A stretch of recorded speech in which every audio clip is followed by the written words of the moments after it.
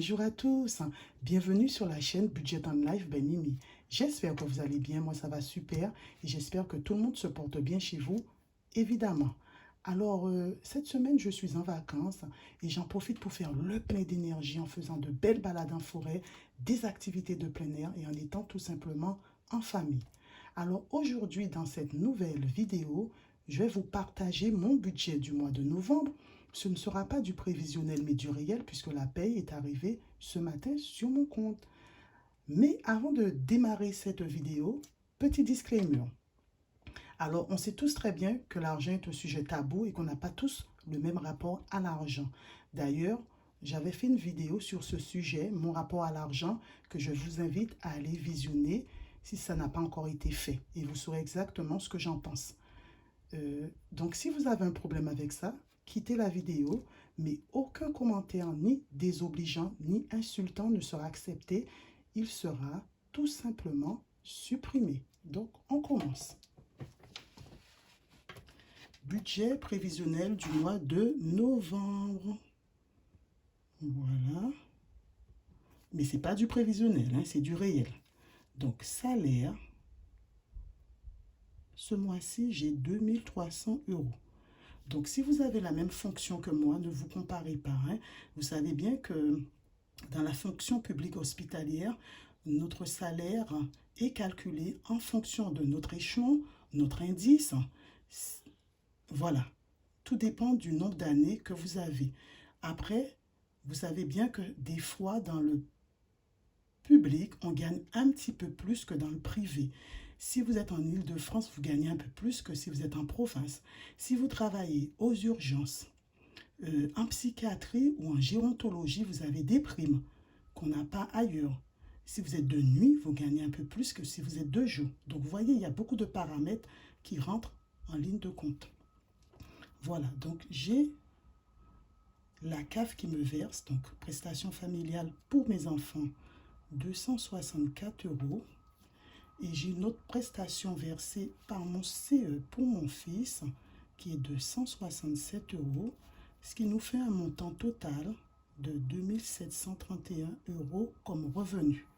Voilà. Ensuite, en épargne, j'ai toujours le PEG de mon mari sur lequel on verse chacun 200 €. Donc, je vous avais déjà expliqué, c'est un plan épargne groupe.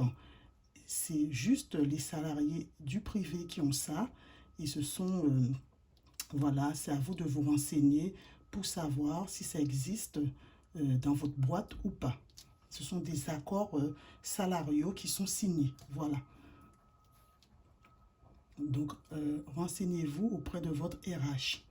Ensuite, j'ai mon PER, plan épargne retraite, pour préparer sa retraite, sur lequel je verse 100 €. Voilà, donc c'est en partie défiscalisé. Tout dépend de votre taux marginal d'imposition, donc votre taux de prélèvement à la source. Et j'ai appris récemment que je pouvais ouvrir aussi un PER pour mes 2 enfants, ce qui me permettrait de défiscaliser beaucoup plus, donc de réduire mon montant d'impôt dans un premier temps, ce qui permettrait à mes enfants d'avoir, on va dire, un capital pour l'accession à la propriété parce qu'ils pourront casser ce PER lors de l'achat de premiers biens immobiliers. J'étais pas au courant. Moi, je ne peux pas le faire puisque je suis déjà propriétaire. Voilà. Mais c'est juste génial plutôt que de mettre de l'argent qui dort sur un livret A ou un livret jeune. Donc, c'est quelque chose que je vais réfléchir et que je vais peut-être changer, sûrement changer dans les mois à venir. Voilà. Donc, renseignez-vous auprès de votre conseiller financier. Voilà. Ensuite, j'investis en actions 50 € pour l'instant. Alors, j'investis uniquement dans des fonds ISR, c'est-à-dire investissement socialement responsable.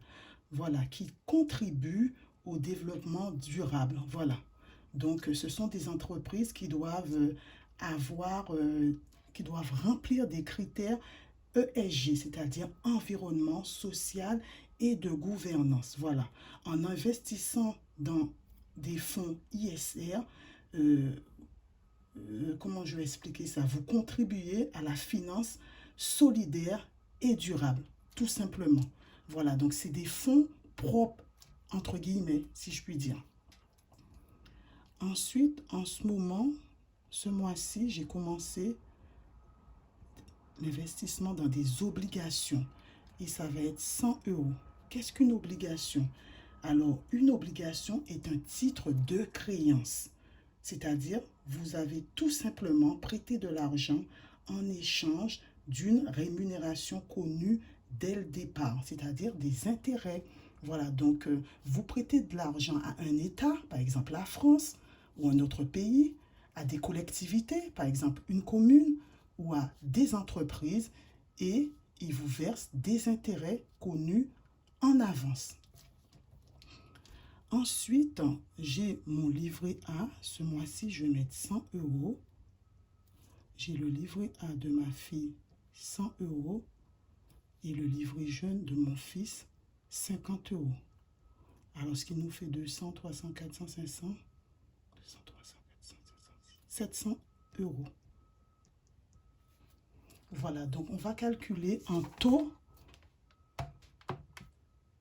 combien je mets de côté. Alors, on va faire, pour moi, c'est 550 euros et 150 euros pour les enfants. Donc, on fait le montant que j'épargne multiplié par 100 divisé par mes revenus. 2731. Voilà. 20% d'épargne. Voilà. Alors que le mois dernier, c'était 15%. Donc, j'ai augmenté de 5% mon taux d'épargne. L'effort de placement que je fais. Et c'est plus parlant, je vous ai déjà dit, plutôt que de dire je mets 100 euros, 200 euros. Mais si tu as 5000 euros de salaire et que tu mets 100 euros, 200 euros, ça ne veut rien dire. Il faut calculer votre taux d'épargne. Voilà. Ensuite, en charge fixe, donc je mets charge, c'est toujours 1050 euros. Alors là-dedans, il y a 1050 euros par personne. Voilà. Donc, l'alimentation, l'EDF, enfin l'électricité, le gaz, l'eau, la taxe foncière, la taxe d'habitation, l'assurance maison, et je crois que c'est tout. Toutes les charges fixes. Voilà. Donc, sachant que normalement, pour ce qui est de la taxe foncière et d'habitation, les prélèvements sont finis puisque c'est sur 10 mois.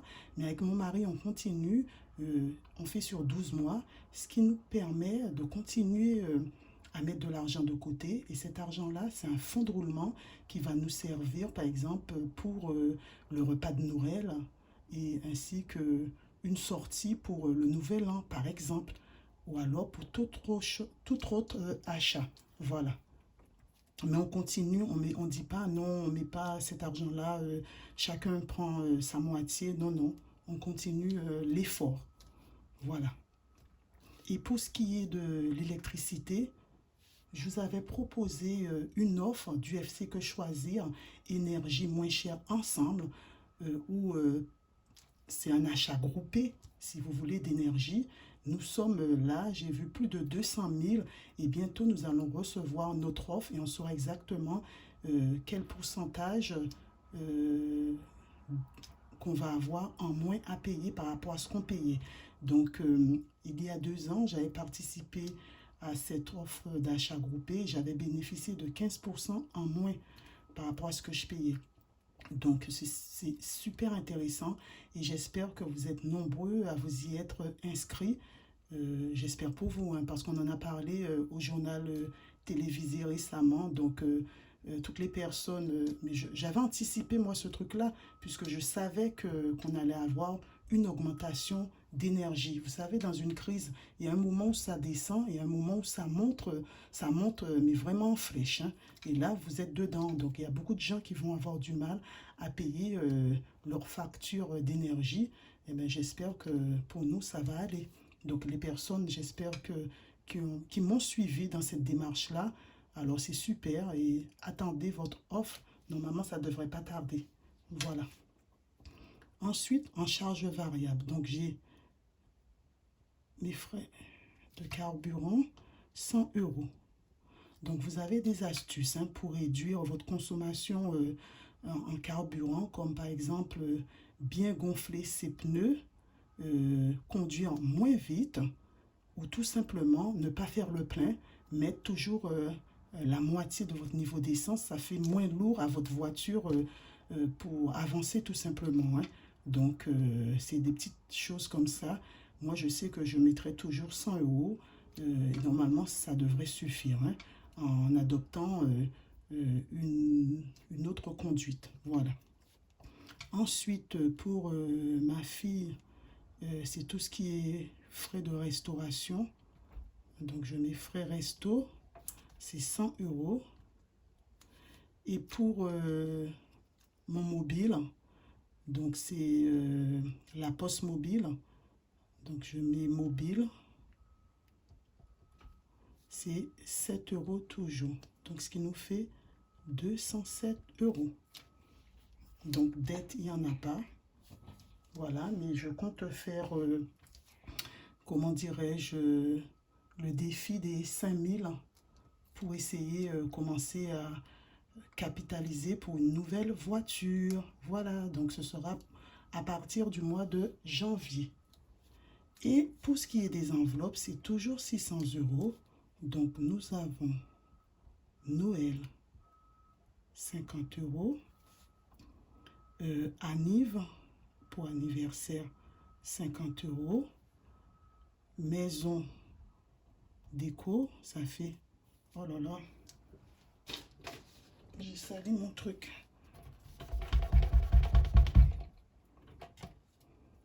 « 50 euros. Ensuite, voiture. Là, je dois changer bientôt mes pneus. Donc, c'est 100 euros. Ensuite, les autres, c'est divers. 50 euros. Resto. Ce mois-ci, ce sera toujours les mêmes montants, 100 euros. Le mois prochain, je vais changer, je ne mettrai pas Noël. Resto. Ensuite, shopping. On va mettre 100 euros. Loisirs, 50 euros. Et beauté, 50 euros. Voilà ce qui nous fait 600. Hein. Voilà comment elle fait Mimi. Et donc, on va compter tout ça et on verra combien qu'il me reste pour faire mon challenge et pour faire un don comme je fais chaque mois. Alors, 700 plus 1050 plus 207 plus 600 égale 2557. Alors, je vais noter ça là. 2557. On va mettre ça là. Total général, 2557. Voilà. Et solde final. Donc, on fait 2000. Ah, je fais du bruit, hein. 771 moins 2557. Ah bon? On recommence. 2760. Ah non, 2731. 2731 moins 2557 égale 174. Voilà. Donc, avec les 174 euros, je fais mon challenge des 1000 euros. Voilà. Je fais un don et le reste, c'est pour tout ce qui est achat Internet et puis quand on a des imprévus, tout simplement. Donc voilà, je vous ai partagé mon budget du mois de novembre. C'est pas juste pour que vous voyez combien j'ai et comment je fais. C'est juste pour aller plus loin que la méthode des enveloppes budgétaires. Ne pas se contenter de juste faire les enveloppes, mais aller plus loin pour vos projets futurs. Par exemple, si vous n'êtes pas propriétaire, pour l'acquisition d'un premier bien immobilier, pour que vous puissiez voir comment je fais, peut-être, pourquoi pas, essayer de vous renseigner et pouvoir faire pareil, voire mieux. Voilà. Donc, c'est ainsi que se termine ma petite vidéo de partage. J'espère qu'elle vous aura plu. Prenez soin de vous, prenez soin des vôtres.